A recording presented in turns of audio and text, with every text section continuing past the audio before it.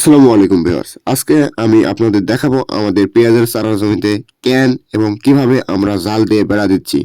জমিটা যেহেতু বাড়ির একদম পাশে, তাই একটা বড় সমস্যার মুখে পড়তে হয়েছে। বন্ধুরা, আপনারা বুঝতেই পারছেন, বাড়ির মুরগিগুলো এসে পেঁয়াজের চারা খুঁড়ে দিচ্ছে, পা দিয়ে মাটি উল্টে দিচ্ছে। এভাবে চলতে থাকলে কয়েকদিনের মধ্যে অনেক চারা নষ্ট হয়ে যাবে। তাই আমরা সিদ্ধান্ত নিয়েছি পেঁয়াজের চারা বাঁচানোর জন্য জমির চারপাশে জাল দিয়ে বেড়া দেব।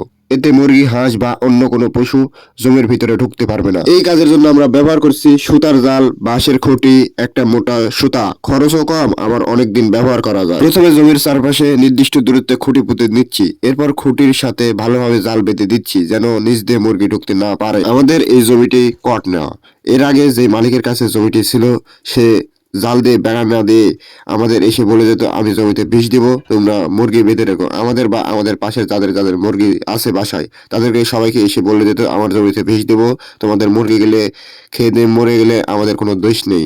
এভাবে সে অনেক মুরগি মেরে ফেলেছে। কিন্তু এই জাল দেওয়ার সিস্টেমটা আমরা এখানে প্রথম ব্যবহার করি। এর আগে এখানে কেউ জাল দিত না। এইভাবে জাল দিয়ে বেড়া দিলে চারার ক্ষতি কম হয়, নতুন চারা গজাতে সুবিধা হয়। বাড়ির পাশের জমির জন্য খুবই কার্যকর। যারা বাড়ির কাছে পেঁয়াজের চারা করেন, তারা চাইলে এই পদ্ধতি অনুসরণ করতে পারেন। এইভাবে যদি আমরা বেড়া না দিই, তাহলে আমাদের পেঁয়াজের চারাগুলো সবগুলো নষ্ট করে দিবে। কারণ জমিতে এসে যেভাবে হাংলানো শুরু করেছে, এতে চারা গজানো ভালোভাবে হবে না, কিন্তু অনেক চারাগুলো নষ্ট হয়ে যাবে।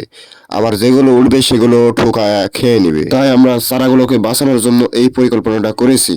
আপনারা যদি আপনাদের বাড়ির উঠানে কোনো জমি থাকে, তাহলে আপনারা এই পদ্ধতিতে আপনাদের জমিতে বেড়া দিতে পারেন। আপনাদের কার কার বাড়ির উঠানে জমি, তা অবশ্যই কমেন্ট করে জানাবেন। আর আপনারা কোন পদ্ধতিতে এবং কি জাল দিয়ে বেড়া দেন, তাও অবশ্যই কমেন্ট করে জানাবেন। যখন বাড়ির মুরগিগুলো প্রতিদিন জমিতে ঢুকতে লাগলো, কখনো পা দিয়ে চারা তুলে দিচ্ছে, কখনো মাটি খুঁড়ে চারার গোড়া নষ্ট করে দিচ্ছে। বন্ধুরা, এই চারাগুলো নষ্ট মানে আমাদের সময় নষ্ট, আমাদের পরিশ্রম নষ্ট, আর কিছুটা হলেও আর্থিক ক্ষতি। তখন আমরা বসে ভাবলাম, সবসময় পাহারা দেওয়া সম্ভব না, মুরগি বেঁধে রাখাও সবসময় সম্ভব না। তাই সবচেয়ে সহজ আর টেকসই সমাধান হলো জাল দিয়ে বেড়া দেওয়া। মনে রাখবেন, কৃষি মানেই শুধু ফলন না, কৃষি মানে পরিশ্রম, ধৈর্য আর ভালোবাসা। এই চারাগুলো বড় হলে আমরা মূল জমিতে রোপণ করব কিংবা বিক্রি করে দিব। আমাদের জমিতে আলু আছে, সেই আলু তুলে আমাদের এই চারা রোপণ যদি করা যায় তাহলে রোপণ করব, তা না হলে বিক্রি করে দিব।